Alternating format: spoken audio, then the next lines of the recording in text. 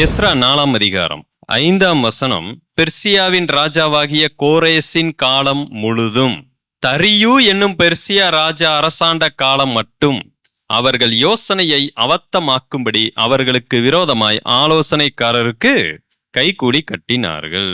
இவர்கள் தேவாலயத்தை கட்டுவதற்கு வருகிறார்கள், ஆனால் தேவாலயத்தினுடைய பணி அங்கு நிறுத்தப்படுகிறது. இப்ப நம்ம கேள்வி, ஆலயம் கட்டுவது எப்படி தடைப்பட்டது? இஸ்ரவேல் ஜனங்கள் ரிலீஸ் ஆகி வந்துட்டாங்க, ஆண்டவருடைய கட்டளை இருக்கிறது, ஆனால் இவங்களால கட்ட முடியல. ஒரு 2 வருடங்கள்ல கட்டி முடிக்கப்பட வேண்டிய வேலை கிட்டத்தட்ட 20 இயர்ஸ் கட்டாம அப்படியே கிடக்கு. இதுல நான் முக்கியமா சில விஷயங்களை உங்களுக்கு சுட்டி காண்பிக்க விரும்புகிறேன். இந்த ஆலயம் கட்டுவதற்கு கோரேசினுடைய உத்தரவு இருந்தது. கோரேஸ் ராஜா அதுக்கப்புறம் கிட்டத்தட்ட 5-6 வருஷம் உயிர் வாழ்ந்தாரு, அதுக்கு மேலையும் வாழ்ந்தாரு. அப்ப அந்த சமயத்திலேயே இவங்க என்ன செஞ்சிருக்க முடியும்? கட்டி இருக்க முடியும். ஏன்னா அங்க ராஜாவினுடைய உத்தரவு இருக்கு. ஆனாலும் இவங்க பயந்துகிட்டோ அல்லது ஏதோ ஒன்று இவங்க என்ன பண்ணிருக்கு, தடை செய்திருக்கிறது. நம்பர் 2, அதற்கான பண வசதியும் செய்து தரப்பட்டிருந்தது. கோரேசே அதையும் சொல்லிட்டாரு, உங்களுக்கு என்னெல்லாம் தேவையோ அவைகளை நான் தருவேன்னு சொல்லிட்டாரு. ஆனாலும் தேவனுடைய ஆலயம் என்ன செய்யப்பட்டது? தடைப்பட்டிருந்தது. 3வது பாருங்க, ஆட்களும் அன்றைக்கு இருந்தார்கள், ஆனாலும் தேவனுடைய ஆலயம் தடைப்பட்டிருந்தது. என்னுடைய கேள்வி, எதிரிகளால் ஆலயம் கட்டுவதை எப்படி தடுக்க முடிந்தது? சூழ்நிலைகள் எல்லாம் சாதகமா இருக்கு. தேவன் அனுமதித்திருக்கிறார், கோரேஸ் அரசாங்க அனுமதியை கொடுத்திருக்கிறார், பணம் இருக்கிறது, ஆட்கள் இருக்கிறார்கள், ஆனாலும் எதிரிகள் தடுத்திருக்கிறாங்கன்னா சிந்திக்க வேண்டிய ஒன்று. சரியா? இப்ப இதை எப்படி சரி செய்யறது? எல்லாமே இருக்கு என் வாழ்க்கையில, ஆனாலும் நான் பாவம் செய்யறேன், ஆனாலும் நான் விழுந்து போகிறேன், ஆனாலும் என் குடும்பத்தில் குழப்பம் இருக்கிறது, கணவன் மனைவி சண்டை இருக்கிறது, என்ன இல்லைன்னு நான் கேட்கிறேன். இதுல இருந்து ஒரு மிகப்பெரிய பாடமே நம்ம தியானிக்க முடியும். எல்லாம் கரெக்டா இருக்கு, பணம் இருக்கலாம், நல்ல வேலை இருக்கலாம், எல்லாமே இருக்கு, ஆனாலும் குடும்பத்துல சந்தோஷம் இல்லை, சமாதானம் இல்லை, சண்டை. எத்தனையோ விவாகரத்துகள் நடக்கக்கூடிய ஃபேமிலியில 2 பேரும் எப்படி இருக்கிறாங்க? நல்லா சம்பாதிக்கக்கூடியவர்களா இருக்கிறார்கள். சமீபத்துல ஒரு பதிவை ஒரு சகோதரன் எனக்கு அனுப்பி இருந்தார். உலகத்திலேயே மிகப்பெரிய பணக்காரர்களால் தங்களுடைய மனைவிகளை சந்தோஷமாய் வைத்துக் கொள்ள முடியவில்லை, விவாகரத்து நடந்திருக்கிறது. சோ பணத்தை வைத்து யாரையும் சந்தோஷப்படுத்த முடியாது. பில்கேட்ஸ் விவாகரத்தானவர். அடுத்து அமேசான் ஓனர், அவர் பலமுறை விவாகரத்தானவர். அடுத்து பாத்தீங்கன்னா எலன் மாஸ்க். இன்னும் யாரெல்லாம் சொல்றோமோ இவங்ககிட்ட இல்லாத பணமா? அவர்களுடைய மனைவி இவர்கள் மேல் திருப்தியா இல்ல. கொஞ்சம் நல்லா யோசிங்க. உலகத்திலேயே மிகப்பெரிய பணத்தை வைத்திருக்கக்கூடிய ஒரு கணவன், அவங்களோட என்னால வாழ முடியாதுன்னு ஒரு மனைவி போறாங்க. அப்ப என்ன அர்த்தம்? சரி, வீட்டுல பாத்தீங்கன்னா கணவன் என்ன தப்பு பண்ணாலும் பரவாயில்லைங்க, பணம் இருக்கு, போயிருவோம், நிம்மதியா கொஞ்ச நாள் உயிர் வாழ்ந்துட்டு சாகலாம் என்ற எண்ணத்தோடு கூட சிலர் இருக்க முடியும். ஆனால் அவ்வளோ பெரிய பணக்காரர்களுடைய மனைவிகளால் அவங்களோட என்ன செய்ய முடியல? வாழ முடியல.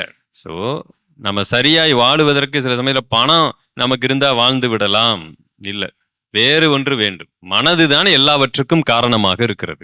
இங்க பாருங்க, எல்லாமே கரெக்டா இருக்கு, ஆனாலும் பணிகள் நடக்கவில்லை. ஊழியத்திற்கு தேவன் இன்னைக்கு என்ன தரலன்னு நான் கேட்கிறேன். எல்லாவற்றையும் கொடுத்திருக்காரா இல்லையா? சபையில என்ன இல்லை? உங்களுக்கு ஒரு சுவிசேஷம் ஊழியம் சொல்லுவதற்கு என்ன தடையா இருக்கிறது? கர்த்தருக்காக நிக்க என்ன தடையா இருக்கிறதுன்னு கேட்கிறேன். ஒரு காலத்துல சபை கட்டடங்களுக்கு நடந்து சென்றோம், சந்தோஷமா போயிட்டு வந்தோம். அப்ப ஏங்கிக்கிட்டு இருந்தோம், ஒரு சைக்கிள் கிடைக்காதா, ஒரு பைக் கிடைக்காதா?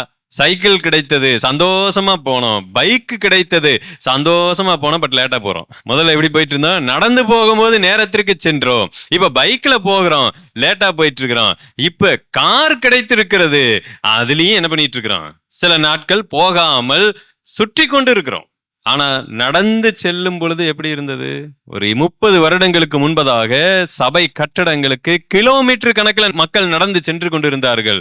இன்றைக்கு தேவன் எல்லா வசதி வாய்ப்புகளை நமக்கு கொடுத்திருக்கிறார், நாம ரொம்ப சோம்பேறித்தனமாய் மாறி இருக்கிறோம். அன்றைக்கு தேவாலயத்தை கட்டுவதற்கு எல்லா வசதிகளும் இருந்தது, ஜனங்கள் சோம்பேறிகளாய் மாறிவிட்டார்கள். அவ்வளவுதான். ஒரு சின்ன எதிர்ப்பு வந்த உடனே அவ்வளவுதான், முடிஞ்சிரு, சரி ஓகே நம்ம எது கட்டிக்கிட்டு அப்படின்னு உட்காந்துட்டாங்க. இப்ப தேவன் அதை எப்படி சரி செய்யறாருன்னு பாருங்க.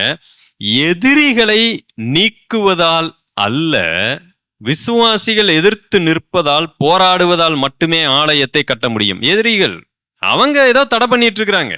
இந்த இடத்துல உண்மையிலே எதிரிகளை நாம பாராட்ட வேண்டி இருக்கு. நாமளா இருந்தா என்ன பண்ணிருப்போம்? அரசாங்க அப்ரூவல் இருக்கிறது, பணம் இருக்கிறது, ஆட்கள் இருக்கிறார்கள், எந்த பிரச்சனையும் இல்ல, அவங்களால கட்ட முடியும். இப்ப நாம எப்படிங்க போய் தடை செய்ய முடியும்? நீங்கள் நானும் என்ன செய்வோம்? எதிரிகளா இருந்தால் சோம்பேறித்தனத்துல ஓடிடுவோம். இதெல்லாம் தடை செய்ய முடியாது. ஆனால் அங்க பாருங்க, இவ்வளவு இருந்தும் என்ன பண்றாங்க? நம்பிக்கையா வந்து தடை செய்கிறார்கள். அவங்க கிட்ட இருக்கக்கூடிய நம்பிக்கை கூட நம்ம ஆட்கள்கிட்ட இல்ல. இது எவ்வளவு வெக்கமான ஒன்று. ஆனா தேவன் என்ன செய்யறாருன்னா, எதிரிகளை நீக்கவே இல்லை. அவங்க அப்படியே தான் இருக்கிறாங்க. ஏன்னா எதிரிகளால் அங்கு நிற்கப்படவில்லை. உண்மையிலே தேவாலயம் தடைப்பட்டது யாரால? இஸ்ரவேல் மக்களால தான் தடைப்பட்டிருக்கே ஒழிய எதிரிகளால் அல்ல. ஏன்னா ஆண்டவர் எல்லாத்தையும் கொடுத்துட்டாரு. ஆனாலும் இவங்க ஏன் கட்டாம இருக்கிறாங்க? அப்ப தேவன் எப்பொழுதுமே எதிரிகளை நிப்பாட்டுகிறவர் அல்ல. நாம வேணா சும்மா குறை சொல்லிட்டு இருக்கலாம், பாருங்க அதனாலதான் நான் இதை செய்யல, இதனாலதான் இதை நான் செய்யல. நம்ம பிள்ளைகள் மார்க்கு கம்மியா வந்துச்சுன்னா போதும், ஆயிரக்கணக்கான காரணங்களை அடுக்குவாங்க. எங்க இருந்துதான் அதெல்லாம் கண்டுபிடிப்பாங்கன்னு தெரியாது. ஏகப்பட்ட காரணங்கள். சில சமயம் டிவியில வரும், தெரு விளக்குல உட்காந்து இந்த பிள்ளை படிச்சது அப்படின்லாம் சொல்லுவாங்க. எப்படி இவங்களால வாங்க முடிந்தது? நம்ம வீட்டுல பாத்தீங்கன்னா யூபிஎஸ் எல்லாம் போட்டு என்னென்னமோ பண்ணி கரண்ட் போயிருச்சுன்னா போனதே தெரியாத அளவுக்கு லைட் எல்லாம் மாட்டி விட்டு பிள்ளைகளை என்ன செய்ய வைப்போம்? படிக்க வச்சுக்கிட்டு இருப்போம். பாத்தீங்கன்னா இங்க ஒரு 70% வாங்குவாங்க, அங்க பார்த்தா ஒரு பிள்ளை 95% வாங்கி இருக்கு. How it is possible? பிரச்சனை நம்ம கிட்ட தான் இருக்கு. எனக்கு அன்பானவர்களே, உங்களுடைய குடும்பத்துல நடக்கக்கூடிய எந்த பிரச்சனைக்கும் யாரையும் காரணம் காமிக்காதீங்க. இதுதான் காரணம் என்று காண்பிக்காதீங்க. உலகத்துல இருக்கிற எல்லா மதங்களும் ஏமாற்றுத்தனங்களும் இந்த அடுத்ததை காரணம் காண்பிச்சுதான் நடந்துகிட்டு இருக்கு. உங்க வீட்டுல ஏதாவது பிரச்சனை, இந்த அடுத்தவர் கண்ணு பட்டுருச்சு, ஜன்னல் சரியில்லை, எல்லாமே அடுத்தவர்களை காரணம் காண்பிக்கக்கூடிய ஒண்ணு. நீ ஒழுங்கா வேலைக்கு போனா குடும்பத்துல எந்த பிரச்சனையும் வந்திருக்காதுன்னு இது நாள் வரைக்கும் யாருமே சொல்றது இல்ல. நீ குடிக்காம இருயா. உண்மையை சொல்ல போனால் கூலி வேலைக்கு செல்லுகிறவர்கள் அதை சரியாய் பயன்படுத்தினால் நம்மை விட பணக்காரர்களா அவர்களால் மாற முடியும். ஆனா அவங்களுக்குள்ள ஒரு பொய்யை சாத்தான் விதைத்து இருக்கிறான். நான் ரொம்ப கஷ்டப்படுறேன், அதனால இந்த டானிக்கை வாங்கி குடிச்சாதான் அந்த உடம்பு வெளி போகும் அப்படிங்கிற ஒன்ன சாத்தான் என்ன செஞ்சிருக்கிறான்?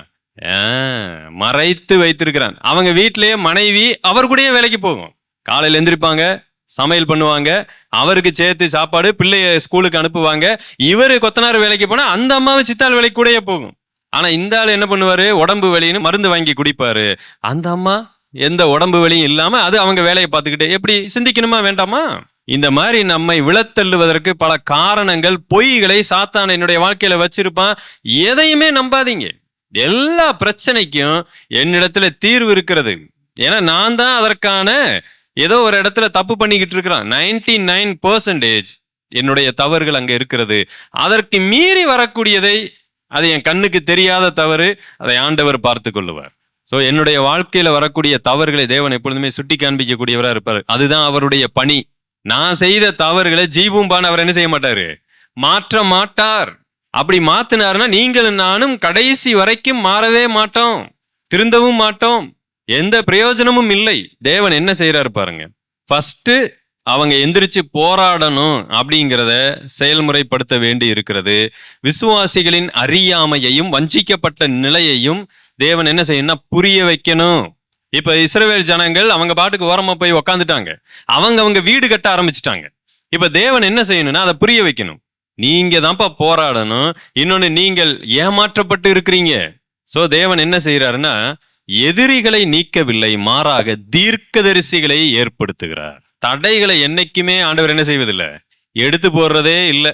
ரொம்ப ரேரா தான் தடைகளை எடுத்து போடுகிறார். அவர் நம்மை நடத்துகிற விதம் என்னன்னு கேட்டீங்கன்னா, உங்க லைஃப்ல வரக்கூடிய தடையை அவர் பெரும்பாலும் 99% என்ன செய்யறது இல்ல, எடுத்தே போடுறது இல்ல. அப்புறம் என்னதான் பண்றாரு? அந்த தடையை தாண்ட வைக்கிறார். தடையை எடுத்து போடுறது பெஸ்டா, தாண்ட வைக்கிறது பெஸ்டா? தாண்ட வைப்பது தானே பெஸ்ட். ஆனா அது தெரியாம நாம என்ன பண்ணிட்டு இருக்கிறோம்? தடையை எடுத்து போட்டு கொண்டிருக்கிறோம்.